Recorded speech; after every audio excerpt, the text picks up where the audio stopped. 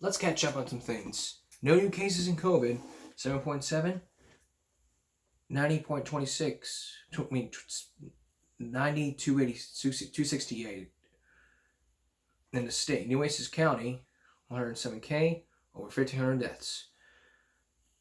40.198 people in ICU, 34,127 people hospitalized since the 25th.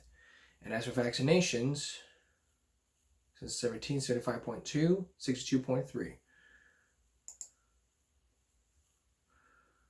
United States, 609 million doses given, 224 million fully vaccinated, and 68.68% of the population have been fully vaccinated.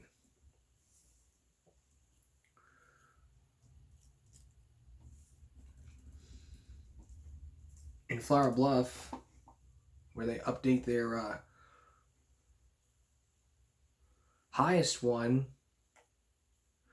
from the 22nd has been 15. 7,546, the highest one ever. I bet the whole reason why that is nobody is getting vaccinated. Nobody's following all these tips. They look at these tips and they think, oh, it's a joke to them. 6. Those 6 was on Friday. The highest one was from the 22nd. Then there's one from high school staff and a junior high student, and one from junior high staff and intermediate student, and then from the ECC. 3 from the district. We're about to reach the end of the month here. There's 59 cases total. That's the highest one ever here in the community. It's like, you tell them to go get vaccinated. I point to the people who say, well, it's against my religion. Okay, I understand it's against your religion and all.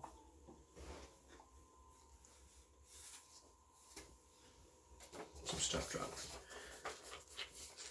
I understand it's against your so-called religion and all. But the thing you have to understand here is that everybody is getting positive. Because nobody cares what the heck is going on. And from time to time, I tell you guys all the damn time, you need to make sure that you're being... I give you these tips every day. Every 6 minutes when we do this, when we start the show, right at the 6-minute mark or halfway towards the 6-minute mark, what I tell you guys is, get your stuff together.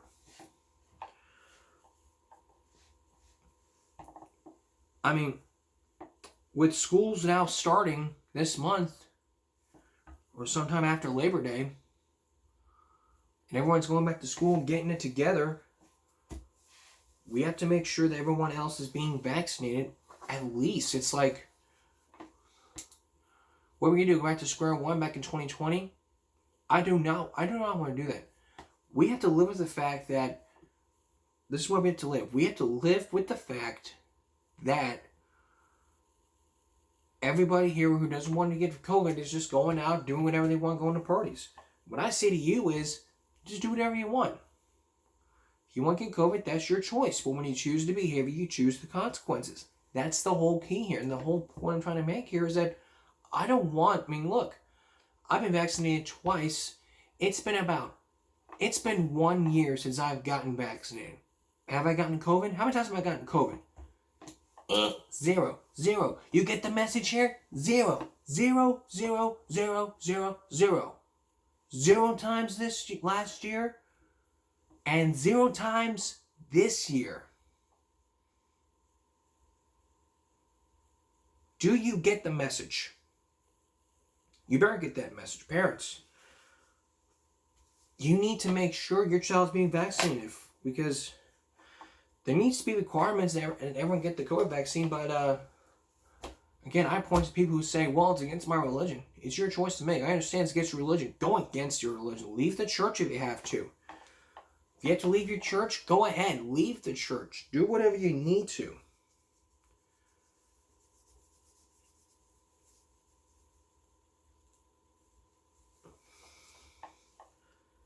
That's what I point to. For medical reasons, the only time you cannot get vaccinated is if you have a medical reason. Like if you have a medical reason, that's an excuse. But if people say, oh, it's against my religion, then okay, that's your choice. Let me scoot up here a little bit. It's your choice. But these are the things we all have to do until someone gets the right message here. And what I've said to you all the time is, masks. The wrong way to do is if down here or down here. The right way is here. At the bridge of the nose. Hand washing. Very, very important to wash your hands. It only takes 20 seconds. Hot water, 110 degrees. Wash your hands. Disinfect your area. Disinfectant wipes and spray. Quarantine. Biggest one ever is quarantine. I tell people all the damn time, do not leave quarantine. You need to stay in your house for a minimum of 5 days. After the 5th day, you need to be tested again. If you leave your house, you are breaking quarantine. Because if you break quarantine, you're going to go out and you're going to get everyone infected.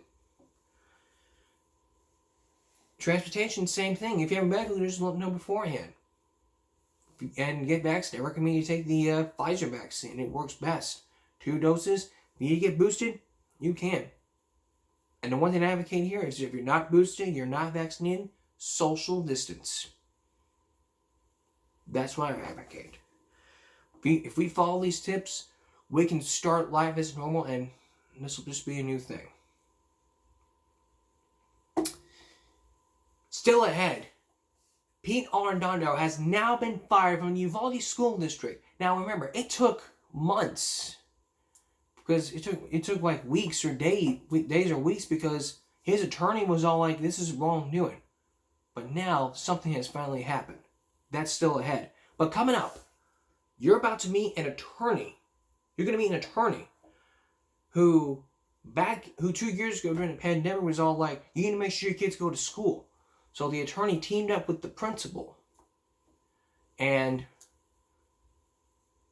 what ABC 12 learned from KSAT was that she wants to run for a judge mostly all of South Texas. We'll give you that investigation when we return.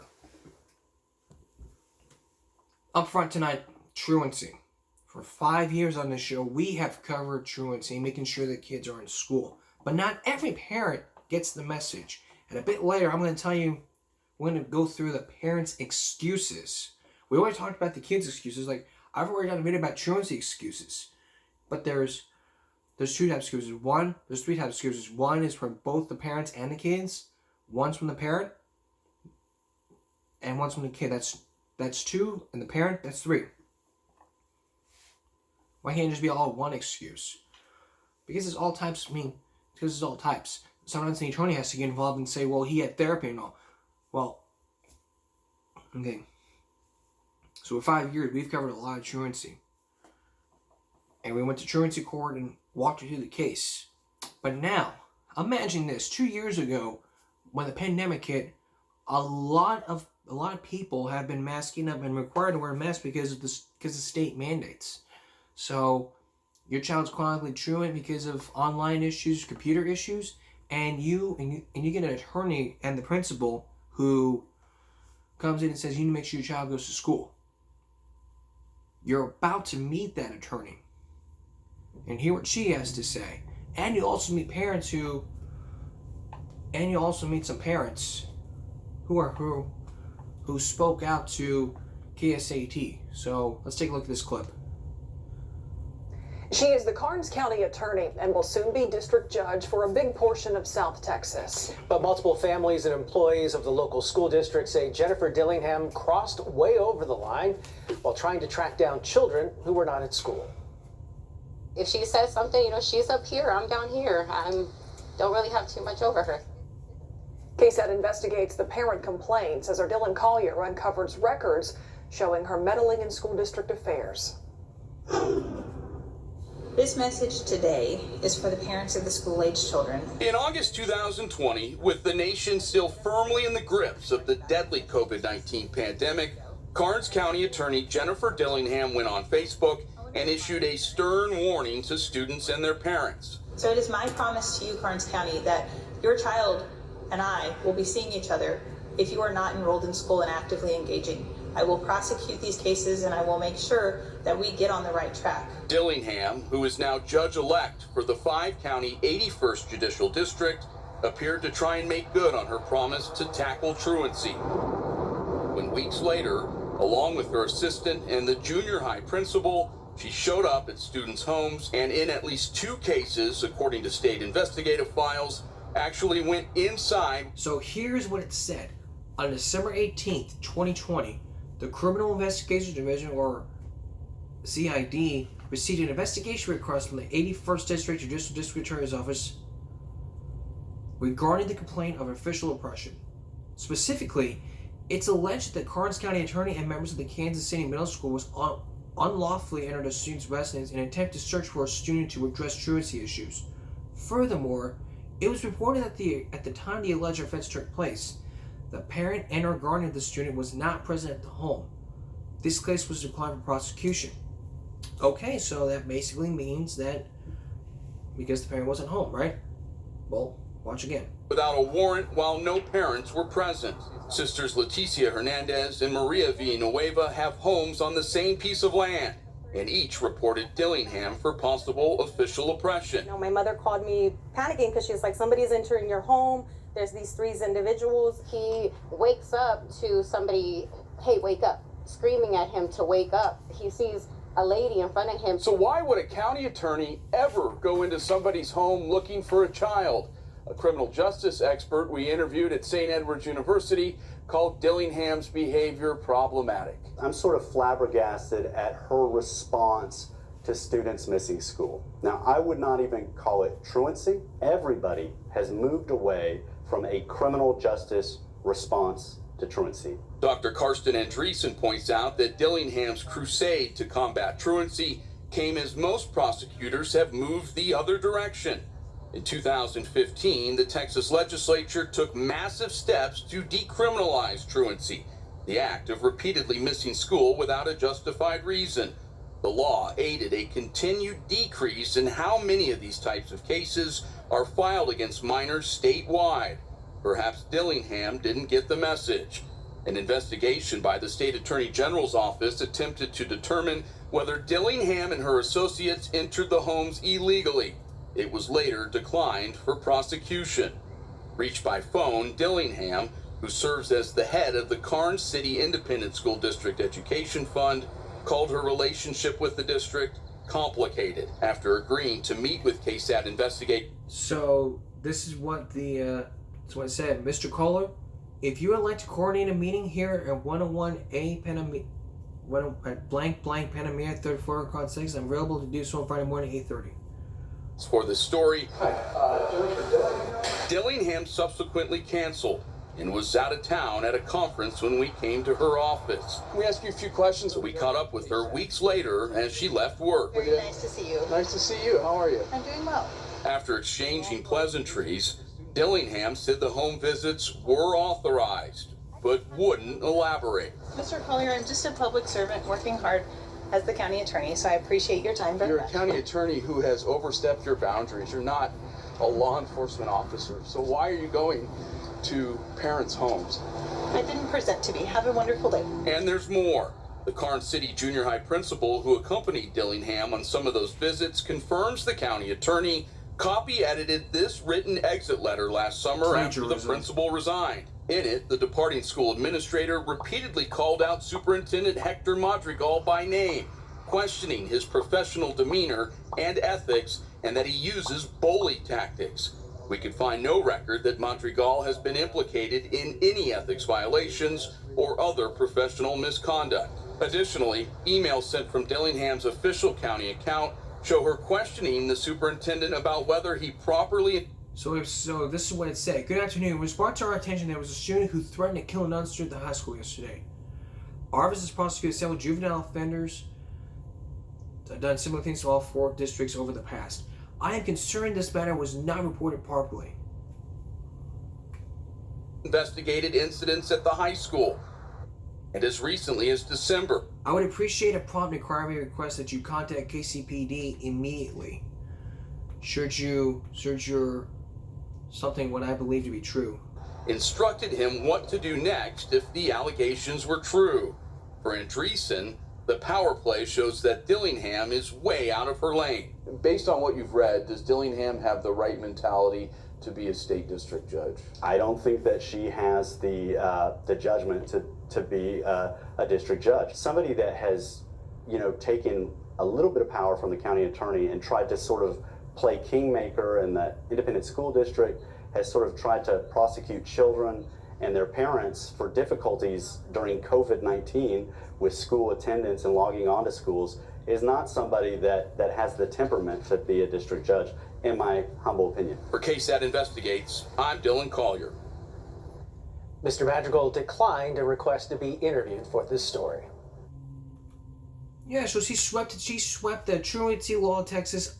She swept that truancy law issue under the carpet from Texas. If she comes to Corpus Christi and wants to be that attorney, I'm going to confront her about what it is, because what she did was inappropriately crossing the line, in my opinion. And I agree with what the experts have to say. And watching that clip, I'm not an attorney, but if I saw that clip, and I would seriously say, because of what we saw in your story, you're off the qualification for the election, blah, blah, blah, blah. And then she would be angry and this and that and the other. That's her choice to make. That's really her choice to make. When we return, the Uvalde School District Police Chief is now fired. But there's still a lot of work to be done for the people in Uvalde. Let's bring you now some new developments in Uvalde. Just days ago, the Uvalde police chief is now fired in response to this mass shooting. Here's a clip from NBC News. And for months we've covered it's now been three months since Uvalde. And now I'm glad they're taking action, so look at this clip. Tonight, Uvalde Schools Police Chief Pete Arredondo is out. All in favor? Motion passes unanimously. With mounting pressure from parents, the board voted to fire the embattled chief, who waited over an hour to storm a classroom and take down the gunman who killed 19 children and 2 teachers. Our babies are dead? The anger felt by families and students still palpable 3 months later. I have messages for Pete Arredondo and all the law enforcement that were there that day. Turn in your badge and step down. You don't deserve to wear one. Some victims' families emerging from the meeting feeling relief. It feels good to finally see some kind of justice being done in Uvalde. Javier Casares lost his 9-year-old daughter Jackie in the shooting. The work's still not done, we still got more work to do. Would you like an apology? I would have liked to apology back then. Right now, it's too late. Chief Arredondo refused to attend Wednesday's meeting. Just prior, his attorney sent the board a scathing 17-page statement calling him the fall guy and the process an unconstitutional public lynching, accusing the board of violating Arredondo's right to due process and calling for his reinstatement, writing, "None of his decisions or actions demonstrate a failure." That, despite an investigation by the Texas legislature, which found officers failed to prioritize saving the lives of innocent victims over their own safety. With Arredondo gone, parents are left to reconcile their grief with the memories of their children. Because of the way she was a forgiving person, she would want us to forgive. Priscilla Thompson, NBC News, Uvalde, Texas. And now, just 2 hours ago, the victims' families are calling for Governor Abbott. Action on gun safety laws. That was the motivation behind today's march. And now, just 2 hours ago, the victims are calling on Governor Abbott to talk about gun safety. So, will it never happen? Watch. Plans for action on gun safety laws. That was the motivation behind today's March for Our Lives rally outside the state capitol. Yeah, dozens from the Uvalde community coming out to demand action from the governor. 3 months after a gunman killed 19 children and 2 teachers, the families want more to be done. The night team's Garrett Berger breaks down the changes they want to see. It's time to set aside politics and act. Speaking to a crowd outside of the Texas state capitol, family members of the Robb Elementary shooting victims demanding Governor Greg Abbott call a special session with the purpose of raising the age to purchase AR-15 style rifles from 18 to 21. It is time to stop using mental issues as an excuse for these mass shootings, when reality is making easy access for teens to purchase ARs. Teens like the 18-year-old now deceased shooter. Records show he bought 2 rifles legally. Not everybody agrees on an assault weapons ban, but that's why we want to reach a compromise, meet in the middle, and raise the age to 21 to buy an assault weapon. Survivors and family from other mass shootings were in attendance too, including from the 2018 Santa Fe high school shooting, where 10 people died. We've been in this fight, and Greg Abbott, I'm asking you to do something. You sat us at a round table, you promised a bunch of things to us, and you failed us. Some speakers also talked of enhanced background checks. And there weren't just calls for Abbott to act, but also for people to act with their votes in the upcoming governor's race. The governor's office did not return a request for comment by deadline. The consequences of the shooting are still being felt as families seek accountability. On Wednesday, the Board of Trustees for the Uvalde School District fired Police Chief Pete Arredondo, who was widely blamed for the law enforcement response to the shooting. In the newsroom, I'm Garrett Berger, KSAT 12 News. And like I said before, a lot of work needs to get done. And I really hope that governor hears this. You need to make sure these people in Uvalde, these people need to hear you. And what are you doing? You step back. You say, nope, I don't care. I'm not doing this. You make promises. When you make a promise, you have to fulfill your promise. That's what it is. Unlike what happened in Oxford. Let's go to Oxford right now, where just 2 days ago, the suspect in that high school shooting was ordered to remain in jail for 30 days. On the 25th, he was ordered. Oxford high school shooting suspect Ethan Crumlin was back in court virtually Thursday and ordered to remain in the Oakland County Jail, pending trial. That's 30 more days. The judge again decided the teen suspect should remain in an adult jail until the next monthly status update in September. While at the jail, he may be separated from all adult inmates. In Thursday's hearing came to the same day as Oxford High School's return to the class for the new year. He's facing 24 charges of the shooting, which killed 4 students, and 600 students injured. The suspect's awaiting trial in Oakland County Circuit Court sometime in next year. He faces mandatory sentence of life in prison with no chance of parole if convicted. And we will keep you posted. And last month, the New York Magazine did an article posted an article with a question: will a jury find James Jeffrey Crumlin criminally responsible for the son's mass shooting? There's still a lot more evidence to be done, but if I talk to an attorney about this, they may shed some light on what's going on. So that may be something to look forward to. Coming up, parents' excuses for not sending their kids to school. Now remember, we're focusing on kids' excuses like, I'm being bullied, my car is broken down, I woke up late, blah, blah, blah. I couldn't get sleep, I was working. Now, it's on the parents. We'll show you a news clip when we return. You know, for 5 years, we've covered truancy. We've covered kids' excuses. We've covered truancy court. Let's focus now on the parents' excuses for not taking their kids to school. And when I watched this, I was kind of angry. Oh, and when you listen to this, you will know why. These 2 Georgia parents, Ryan and Stephanie Kane, face charges for a crime you don't often hear about. They may be punished for not sending their kids to school. Truancy. Channel 4's Chris Brento is joining us live. Chris, police say they had no choice but to charge these 2.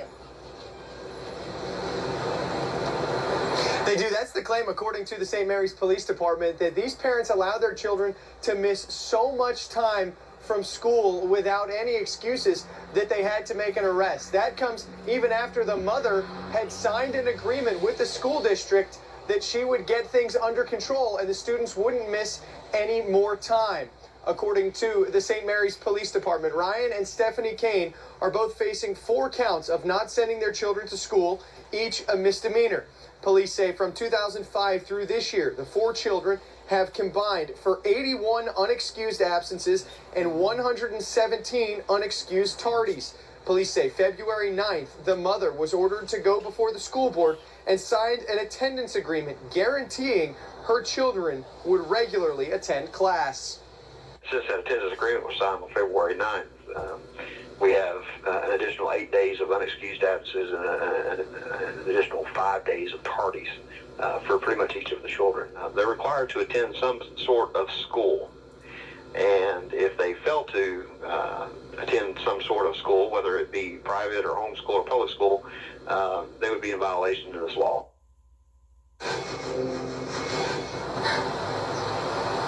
We went by an address listed for the family last night to try to talk to the parents. A woman said from behind the door that they were not interested in talking. According to investigators, the reason the parents gave to the school district for why the children were missing so much school time was because they didn't have a working alarm clock.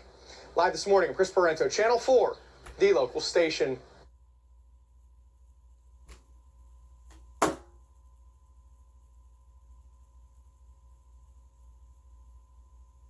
Watching go, I know how we're working alarm clock. Hey, Milo, I know how we're working alarm clock. Are you kidding me?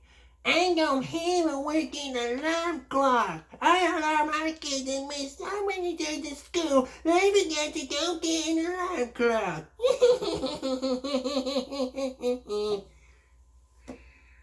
It was me now. That was me. You know how to work on alarm clock? That was me.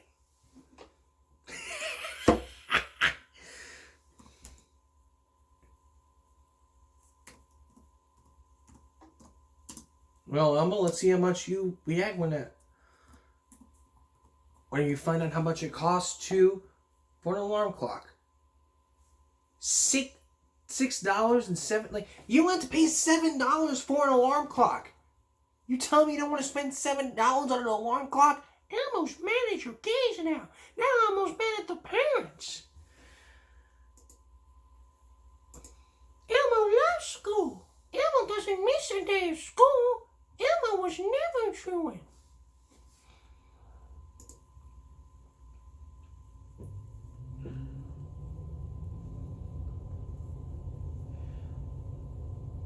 So yeah, it only costs $7 just getting an alarm clock. You tell me you don't want to spend $7 on an alarm clock? Crazy excuse. Are you kidding me? You don't want to get an alarm clock? I mean, this person signed an attendance agreement saying that no, you would not miss any more days of school. She signed it and she went back to old things. So it started from 2005. 2010 would be 5 years.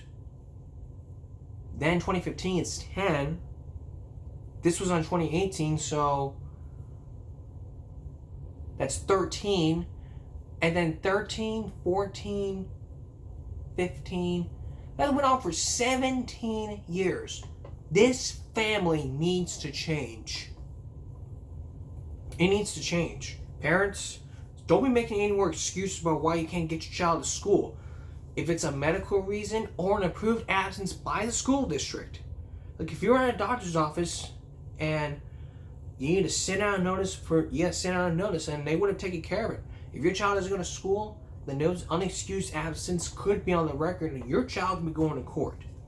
Like I said before, I was pissed at some crap would happen like that. It's like with the signature of a pen, you would sign an attendance agreement and you have to make sure of it. I mean, who's going to watch the kids?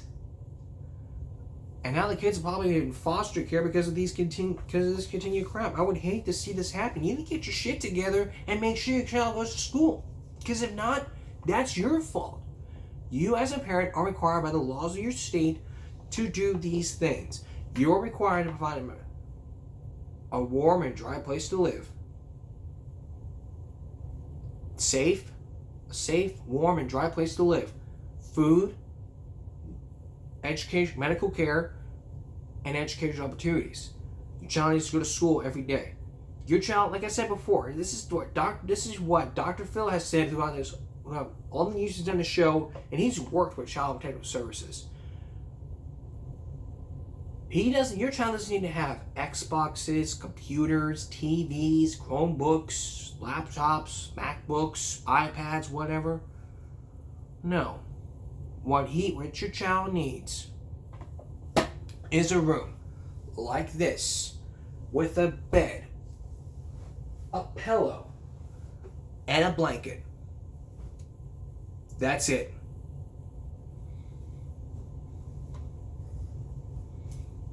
If I were you, I would not spank your kids. It's not an effective teaching tool for your child. So that's my reasoning for it.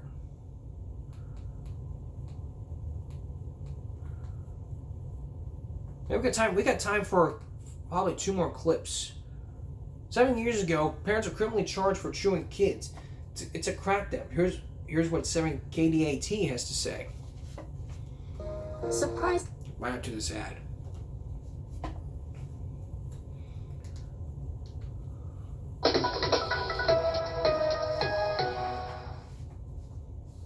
Also, New Mexico counties using the court system to crack down on truancy.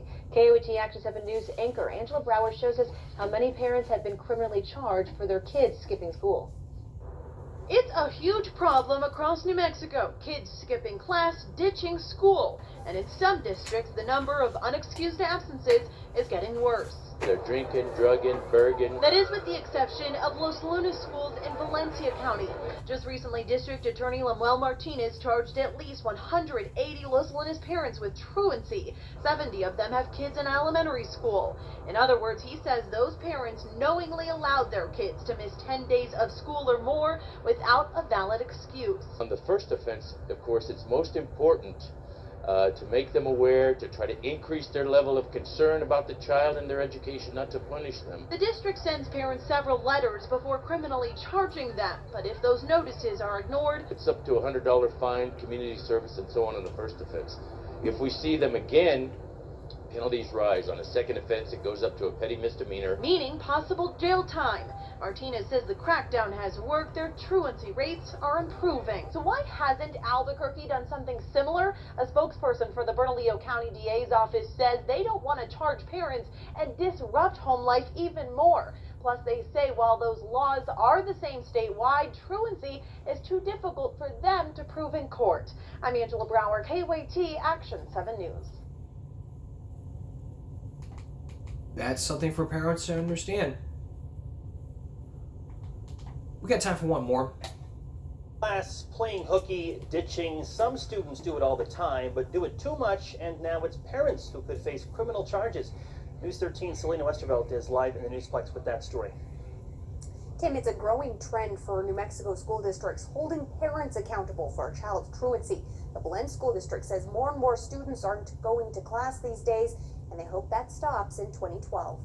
The empty desks you see are because winter break doesn't end until tomorrow. But for the Belen School District, even when this classroom is bustling, about 10% of its students are continuously truant. It's our job to tell the parents that, hey, we want your kids here every day, and school is vital, it's important. So important, starting tomorrow, parents will be held responsible for any student who's building up unexcused absences. First, they'll get warning letters, then have to sign an attendance contract, and if that fails, they'll be prosecuted by the magistrate court, then face criminal charges. That could result in fines and possible jail time. It's a plan some parents seem to like. I think it's good because a lot of parents don't care if their kids are in school. Max and Ashley Lopez have a child who attends elementary school in Belen. Because the plan spans all grades, it affects their family too. I think it'll keep a lot of kids off the streets, away from the drugs and all the crime, the gangs and stuff. Richard Romero is Belen's truancy liaison. He says oftentimes truancy is a symptom of a bigger problem. Domestic violence issues, there's substance abuse issues. Usually the problem is in truancy. You know, we know that the safest place for kids is at school, and most parents want their kids to go to school and to succeed. but a lot of times life kind of gets in the way. He says the new rules will help the district isolate and assist troubled students, offering them counseling and other resources, a move that could help them graduate. All of our jobs are interrelated, and it all has to do with, having the kids get a quality education. And if they're not here, then they can't get that instructional time. Now, it's already a law that students must go to school, so now the district is just tracking down repeat offenders and enforcing stricter penalties.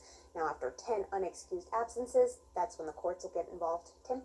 Okay, Selena, Belen's program is based on one adopted last year by the Los Lunas School District. Officials say so far they have prosecuted more than 200 parents. A high-profile...